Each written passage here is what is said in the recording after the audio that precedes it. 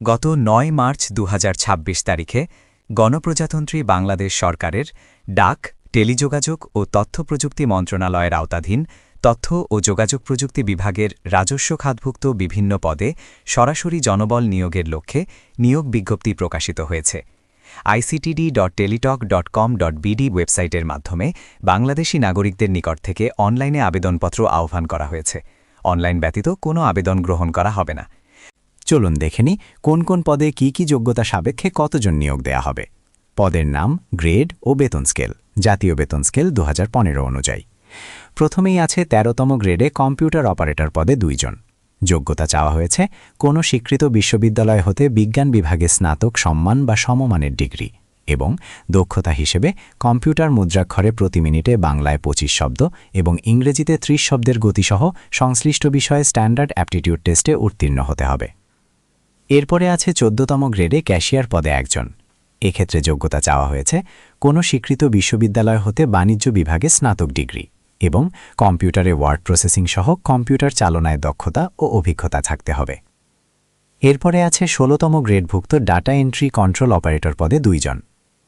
এক্ষেত্রে প্রার্থীকে কোনো স্বীকৃত বোর্ড হতে উচ্চ মাধ্যমিক সার্টিফিকেট বা সমমানের পরীক্ষায় উত্তীর্ণ এবং কম্পিউটার মুদ্রাক্ষরে প্রতি মিনিটে বাংলায় 20 শব্দ এবং ইংরেজিতে 20 শব্দের গতিসহ সংশ্লিষ্ট বিষয়ে স্ট্যান্ডার্ড অ্যাপটিটিউড টেস্টে উত্তীর্ণ হতে হবে। এরপরে আরেকটি 16তম গ্রেডভুক্ত পদ অফিস সহকারী কাম কম্পিউটার মুদ্রাক্ষরিক পদে নিয়োগ দেয়া হবে 5 জন। এক্ষেত্রেও কোনো স্বীকৃত বোর্ড হতে উচ্চ মাধ্যমিক সার্টিফিকেট বা সমমান পরীক্ষায় উত্তীর্ণ হতে হবে এবং কম্পিউটার প্রশিক্ষণপ্রাপ্ত অর্থাৎ প্রশিক্ষণের সার্টিফিকেট থাকতে হবে এবং কম্পিউটার মুদ্রাক্ষরে সর্বনিম্ন গতি প্রতি মিনিটে বাংলায় 20 শব্দ এবং ইংরেজিতে 20 শব্দ হতে হবে। সেই সাথে কম্পিউটারে ওয়ার্ড প্রসেসিং সহ ইমেইল ও ফ্যাক্স পরিচালনার দক্ষতা ও অভিজ্ঞতা থাকতে হবে। এরপরে সর্বশেষ 20তম গ্রেডভুক্ত অফিস সহায়ক পদে নিয়োগ দেয়া হবে 14 জন। এক্ষেত্রে কোনো স্বীকৃত বোর্ড হতে মাধ্যমিক স্কুল সার্টিফিকেট বা সমমানের পরীক্ষায় উত্তীর্ণ হলেই হবে। এখন চলুন দেখে নিই আবেদন ফর্ম পূরণ এবং পরীক্ষায় অংশগ্রহণের ক্ষেত্রে কি কি শর্তাবলী অবশ্যই অনুসরণ করতে হবে। সকল প্রার্থীর ক্ষেত্রে 1 জানুয়ারি 2026 তারিখে বয়সসীমা 18 থেকে 32 বছর হতে হবে। বয়স প্রমাণের ক্ষেত্রে অ্যাফিডেভিট গ্রহণযোগ্য হবে না, তবে সার্কুলারে বর্ণিত 4 নং পদ অর্থাৎ অফিস সহকারী কাম কম্পিউটার মুদ্রাক্ষরিক পদে বিভাগীয় প্রার্থীদের ক্ষেত্রে বয়সসীমা 40 পর্যন্ত শিথিলযোগ্য। সরকারি, আধা সরকারি ও স্বায়ত্তশাসিত প্রতিষ্ঠানে চাকুরিরত প্রার্থীদের অবশ্যই যথাযথ কর্তৃপক্ষের অনুমতিক্রমে আবেদন করতে হবে। চাকুরিরত প্রার্থীদের সকল শর্ত পূরণ সাপেক্ষে আবেদনপত্র পূরণের সময় ডিপার্টমেন্টাল ক্যান্ডিডেটের ঘরে টিক চিহ্ন দিতে হবে। অন্যদের অর্থাৎ বেসরকারি প্রতিষ্ঠানে চাকুরিরত প্রার্থীদের ক্ষেত্রে এই শর্ত প্রযোজ্য নয়। তবে সকল চাকুরিরত প্রার্থীকেই মৌখিক পরীক্ষার সময় নিয়োগকারী কর্তৃপক্ষ কর্তৃক প্রদত্ত অনাপত্তি ছাড়পত্রের মূল কপি জমা দিতে হবে। চাকুরির আবেদন ফর্ম অর্থাৎ অ্যাপ্লিক্যান্টস কপিতে সর্বশেষ শিক্ষাগত যোগ্যতা সহ সকল শিক্ষাগত যোগ্যতা উল্লেখ করতে হবে।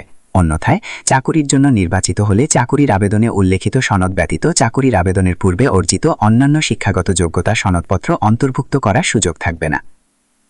নিয়োগের ক্ষেত্রে সরকারের বিধিবিধান এবং পরবর্তীতে এই সংক্রান্ত বিধিবিধানে কোনো সংশোধন হলে তা অনুসরণ করা হবে। লিখিত ও মৌখিক পরীক্ষায় অংশগ্রহণের জন্য পরীক্ষার্থীদের কোনো প্রকার টিএডিএ প্রদান করা হবে না। এরপরে মৌখিক পরীক্ষার সময় সকল সনদপত্রের মূল কপি প্রদর্শন করতে হবে এবং পূরণকৃত অ্যাপ্লিকেশন ফর্ম সহ সত্যায়িত অ্যাকসেট ফটোকপি এবং জাতীয় পরিচয়পত্রের ফটোকপি দাখিল করতে হবে। এই নিয়োগ বিজ্ঞপ্তিতে বর্ণিত 1 নং পদ অর্থাৎ কম্পিউটার অপারেটর ও 3 নং পদ অর্থাৎ ডাটা এন্ট্রি কন্ট্রোল অপারেটরের শূন্য পদ পূরণে সরকারি প্রতিষ্ঠানের কম্পিউটার পার্সোনেল নিয়োগ বিধিমালা 2019 অনুসরণ করা হবে। বিধিমালাটি এই ভিডিওর ডেসক্রিপশন অথবা পিন কমেন্টে দেয়া থাকবে। এবং 2 নং ক্রমিকের শূন্য পদ অর্থাৎ ক্যাশিয়ার পদ পূরণে মন্ত্রণালয় ও বিভাগসমূহের হিসাবকোষের কর্মচারী নিয়োগ বিধিমালা 2018 এবং 4 নং ও 5 নং ক্রমিকের শূন্য পদ পূরণে বাংলাদেশ সচিবালয় ক্যাডার বহির্ভূত গেজেটেড কর্মকর্তা ও নন গেজেটেড কর্মচারী নিয়োগ বিধিমালা 2014 সংশোধনী 2020 অনুসরণ করা হবে। নিয়োগকারী কর্তৃপক্ষ বিজ্ঞপ্তিতে উল্লেখিত পদের সংখ্যায় হ্রাস, বৃদ্ধি এবং বিজ্ঞপ্তি বাতিল করার অধিকার সংরক্ষণ করেন এবং নিয়োগ সংক্রান্ত যে কোনো বিষয়ে নিয়োগকারী কর্তৃপক্ষের সিদ্ধান্তই চূড়ান্ত বলে গণ্য হবে। এখন চলুন আবেদনপত্র পূরণ সংক্রান্ত শর্তাবলী দেখে নেওয়া যাক। পরীক্ষায় অংশগ্রহণে ইচ্ছুক প্রার্থীগণ ictd.teletalk.com.bd ওয়েবসাইটে আবেদনপত্র পূরণ করবেন। এক্ষেত্রে অনলাইনে আবেদনপত্র পূরণ ও পরীক্ষার ফি জমাদান শুরুর তারিখ ১০ মার্চ ২০২৬ সকাল ১০টা থেকে, অর্থাৎ ইতোমধ্যে আবেদন করা শুরু হয়ে গিয়েছে। আবেদনপত্র জমাদানের শেষ তারিখ ৩০ মার্চ ২০২৬ বিকাল ৫টা পর্যন্ত। তবে যেহেতু শেষ তারিখ ও সময়ের জন্য অপেক্ষা না করে হাতে যথেষ্ট সময় নিয়ে আবেদনপত্র পূরণ ও আবেদন ফি জমাদান করতে পরামর্শ দেওয়া হয়েছে, সেক্ষেত্রে যত দ্রুত সম্ভব আবেদনটি করে ফেলুন। সময়সীমার মধ্যে আবেদন করলে আবেদনকারীগণ যে ইউজার আইডি পাবেন সেটি ব্যবহার করে অনলাইনে আবেদনপত্র সাবমিটের সময় থেকে পরবর্তী ৭২ ঘণ্টার মধ্যে এসএমএসের মাধ্যমে পরীক্ষার ফি জমা দিবেন। অনলাইন আবেদনপত্রে প্রার্থী তার রঙিন ছবি, দৈর্ঘ্য ৩০০ এবং প্রস্থ ৩০০ পিক্সেল ও স্বাক্ষর, দৈর্ঘ্য ৩০০ এবং প্রস্থ ৮০ পিক্সেল স্ক্যান করে নির্ধারিত স্থানে আপলোড করবেন। ছবির সাইজ সর্বোচ্চ 100 কেবি ও স্বাক্ষরের সাইজ সর্বোচ্চ 60 কেবি এর মধ্যে হতে হবে। মনে রাখবেন, ছবি অথবা স্বাক্ষর আপলোডে সমস্যা হলে আপনার আবেদন ফর্ম পুনরায় পূরণ করা লাগতে পারে। তাই আবেদন করার পূর্বেই আপনার নির্ধারিত ছবি এবং স্বাক্ষর যে ডিভাইস থেকে আবেদন করবেন, অর্থাৎ মোবাইল ফোন বা কম্পিউটার অথবা ল্যাপটপের নির্দিষ্ট ফোল্ডারে রেখে দিবেন, যাতে সময় মতো আপলোড করতে সমস্যা না হয়। অনলাইন আবেদনপত্রে পূরণকৃত তথ্যই যেহেতু পরবর্তী সকল কার্যক্রমে ব্যবহৃত হবে, সেহেতু অনলাইনে আবেদনপত্র সাবমিট করার পূর্বেই পূরণকৃত সকল তথ্যের সঠিকতা সম্পর্কে প্রার্থী নিজে শতভাগ নিশ্চিত হবেন। প্রার্থী অনলাইনে পূরণকৃত আবেদনপত্রের একটি রঙিন প্রিন্ট কপি পরীক্ষা সংক্রান্ত যে কোনো প্রয়োজনে সহায়ক হিসেবে সংরক্ষণ করবেন এবং মৌখিক পরীক্ষার সময়ে ১ কপি জমা দিবেন। এবার চলুন মোবাইল থেকে কিভাবে আবেদন করবেন তার একটি উদাহরণ দেখে আসি। প্রথমে আপনার ফোনে থাকা ক্রোম ব্রাউজার ওপেন করে সার্চ বক্স অথবা অ্যাড্রেস বারে লিখবেন ictd.teletalk.com.bd। এন্টার দিলে আপনাকে ওয়েবসাইটের হোম পেজে নিয়ে যাবে। সেখানে অ্যাডভার্টাইজমেন্ট এবং অ্যাপ্লিকেশন ফর্ম নামে দুটো অপশন দেখা যাবে। অ্যাডভার্টাইজমেন্টে ক্লিক করলে আপনাকে বিজ্ঞপ্তিটি দেখাবে, আর অ্যাপ্লিকেশন ফর্মে ক্লিক করলে অ্যাপ্লিকেশন পেজে নিয়ে যাবে। অ্যাপ্লিকেশন ফর্মে ক্লিক করলাম। পরের পেজে বর্তমান সার্কুলারটির রেফারেন্স নাম্বার ও তারিখ দেখা যাচ্ছে। বৃত্তটি মার্ক করে নেক্সট দিলে সবগুলো পোস্টের নাম দেখা যাবে। এখান থেকে যে পোস্টে অ্যাপ্লাই করতে চাচ্ছেন সেটি সিলেক্ট করে নেক্সটে যেতে হবে। ক্যাশিয়ার পদে আবেদন করে দেখাচ্ছি। ক্যাশিয়ার সিলেক্ট করে নেক্সটে ক্লিক করলাম। এখানে টেলিটক অল জবসের প্রিমিয়াম মেম্বার কিনা জানতে চাচ্ছে। যদি কারো মেম্বারশিপ কেনা থাকে তাহলে ইয়েস সিলেক্ট করে অল জবসের আইডি দিলে ফর্মের তথ্যগুলো অটোমেটিক পূরণ হয়ে যাবে। এক্ষেত্রে আপনাকে অল জবস মেম্বারশিপের একটি প্যাকেজ কিনতে হবে এবং তাদের দেয়া আইডি নম্বরটি লাগবে। আমরা নো সিলেক্ট করে নেক্সটে গেলাম। এখানে আপনার সবগুলো তথ্য সাবধানতার সাথে সঠিকভাবে পূরণ করতে হবে।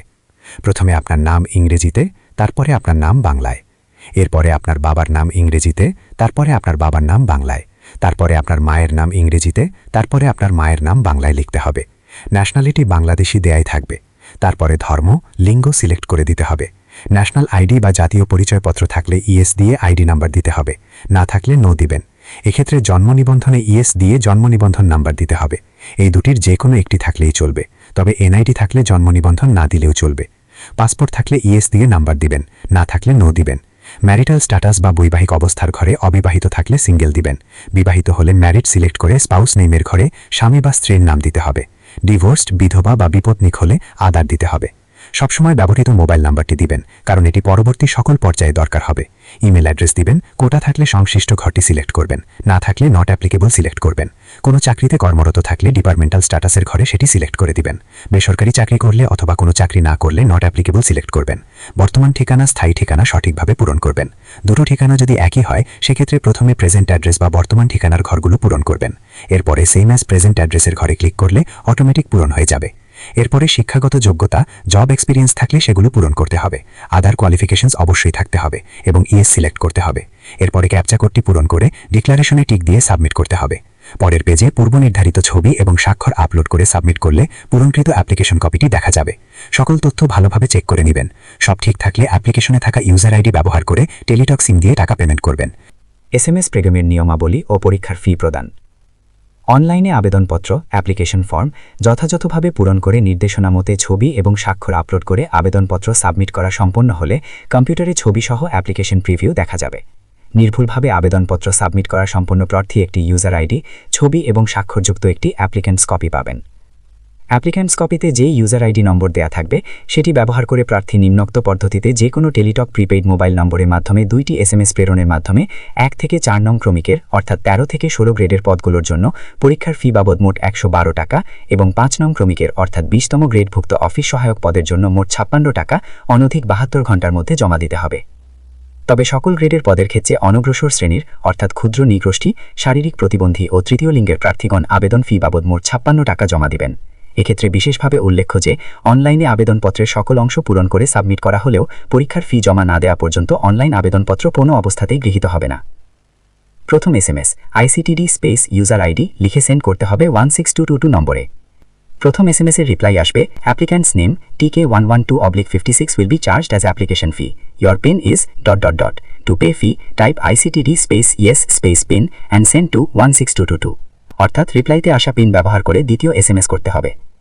দ্বিতীয় SMS এ লিখতে হবে ICTD space yes space PIN লিখে সেন্ড করতে হবে 16222 নম্বরে। দ্বিতীয় SMS এর মাধ্যমে টাকা জমা হবে। জমা সফল হলে রিপ্লাই আসবে congrats ... applicant's name payment completed for ... post name quota if applicable of ICTD through user ID ABCDF and password dash। Payment করার পরে পুনরায় ওয়েবসাইটে প্রবেশ করে হোম বাটনের ডান পাশে থাকা ডাউনলোড অ্যাপ্লিকেন্টস কপিতে ক্লিক করে পূর্বের ইউজার আইডি এবং SMS এ প্রাপ্ত পাসওয়ার্ড দিয়ে লগইন করলে যে অ্যাপ্লিকেন্টস কপিটি ডাউনলোড হবে সেটি প্রিন্ট করে সংরক্ষণ করবেন। প্রবেশপত্র প্রাপ্তির বিষয়টি ictd.teletalk.com.bd অথবা তথ্য ও যোগাযোগ বিভাগের ওয়েবসাইট www.ictd.gov.bd এবং প্রার্থীর মোবাইল ফোনে SMS এর মাধ্যমে শুধু যোগ্য প্রার্থীদেরকে যথাসময়ে জানানো হবে। অনলাইন আবেদনপত্রে প্রার্থীর প্রদত্ত মোবাইল ফোনে পরীক্ষা সংক্রান্ত যাবতীয় যোগাযোগ সম্পন্ন করা হবে বিধায় উক্ত নম্বরটি সার্বক্ষণিক সচল রাখা, SMS পড়া এবং প্রাপ্ত নির্দেশনা তাৎক্ষণিকভাবে অনুসরণ করা বাঞ্ছনীয়। SMS এ প্রেরিত ইউজার আইডি এবং পাসওয়ার্ড ব্যবহার করে পরবর্তীতে রোল নম্বর, পদের নাম, ছবি, পরীক্ষার তারিখ, সময় এবং পরীক্ষা কেন্দ্রের নাম ইত্যাদি তথ্য সম্বলিত প্রবেশপত্র প্রার্থী ডাউনলোড পূর্বক প্রিন্ট, রঙিন করে নেবেন। প্রার্থী এই প্রবেশপত্রটি লিখিত পরীক্ষায় অংশগ্রহণের সময়ে এবং উত্তীর্ণ হলে মৌখিক পরীক্ষার সময় অবশ্যই প্রদর্শন করবেন। শুধুমাত্র টেলিটক প্রিপেইড মোবাইল ফোন থেকে প্রার্থীগণ SMS এর মাধ্যমে নিজ নিজ ইউজার আইডি, সিরিয়াল এবং পিন পুনরুদ্ধার করতে পারবেন। এছাড়া ictd.teletalk.com.bd ওয়েবসাইট থেকেও প্রার্থীর নাম, জন্ম তারিখ প্রদানের মাধ্যমে ইউজার আইডি এবং পিন পুনরুদ্ধার করতে পারবেন। প্রার্থীর যোগ্যতা যাচাই। প্রার্থী কর্তৃক প্রদত্ত কোনো তথ্য বা দাখিলকৃত কাগজপত্র জাল, মিথ্যা বা ভুয়া প্রমাণিত হলে কিংবা পরীক্ষায় নকল বা অসৎ উপায় অবলম্বন করলে সংশ্লিষ্ট প্রার্থীর প্রার্থিতা বাতিল করা হবে এবং তার বিরুদ্ধে যথাযথ আইনানুগ ব্যবস্থা গ্রহণ করা হবে। ভুল তথ্য, জাল কাগজপত্র প্রদর্শিত হলে পরীক্ষায় উত্তীর্ণ যে কোনো প্রার্থীর প্রার্থিতা বাতিল করার ক্ষমতা কর্তৃপক্ষ সংরক্ষণ করেন। মৌখিক পরীক্ষার সময় নিম্নলিখিত কাগজপত্রের মূল কপি প্রদর্শনপূর্বক প্রতিটির একটি করে সত্যায়িত ছায়ালিপি অর্থাৎ ফটোকপি দাখিল করতে হবে। সদ্য তোলা 2 কপি পাসপোর্ট সাইজের রঙিন ছবি, এক্ষেত্রে অনলাইন আবেদনে যে ছবি ব্যবহার করেছেন সেটিই প্রিন্ট করাবেন। প্রার্থীর সকল শিক্ষাগত যোগ্যতার সনদপত্র, প্রযোজ্য ক্ষেত্রে অভিজ্ঞতার সনদপত্র সহ। প্রার্থী যে ইউনিয়ন, পৌরসভা, সিটি কর্পোরেশন, ক্যান্টনমেন্ট বোর্ডের বাসিন্দা, সে ইউনিয়ন পরিষদের চেয়ারম্যান, প্রশাসক, পৌরসভার প্রশাসক, সিটি কর্পোরেশনের মেয়র, প্রশাসক অথবা ক্যান্টনমেন্ট বোর্ডের প্রধান নির্বাহী কর্মকর্তা কর্তৃক প্রদত্ত নাগরিকত্ব সনদপত্র। কোটা দাবির সমর্থনে প্রার্থীকে সর্বশেষ নীতিমালা অনুযায়ী যথাযথ কর্তৃপক্ষ প্রদত্ত সনদ বা প্রমাণপত্রের সত্যায়িত ছায়ালিপি অর্থাৎ ফটোকপি। ইউনিয়ন পরিষদের চেয়ারম্যান, প্রশাসক, পৌরসভার প্রশাসক, সিটি কর্পোরেশনের মেয়র, প্রশাসক অথবা নবম গ্রেড তদূর্ধ্ব গেজেটেড কর্মকর্তা, প্রাক্তন প্রথম শ্রেণী কর্তৃক প্রদত্ত চারিত্রিক সনদপত্র। জাতীয় পরিচয়পত্র, জন্ম সনদ, প্রযোজ্য ক্ষেত্রে এর সত্যায়িত অনুলিপি অর্থাৎ ফটোকপি। অনলাইনে পূরণকৃত আবেদনপত্র অর্থাৎ অ্যাপ্লিক্যান্টস কপি এবং প্রবেশপত্রের রঙিন প্রিন্ট কপি।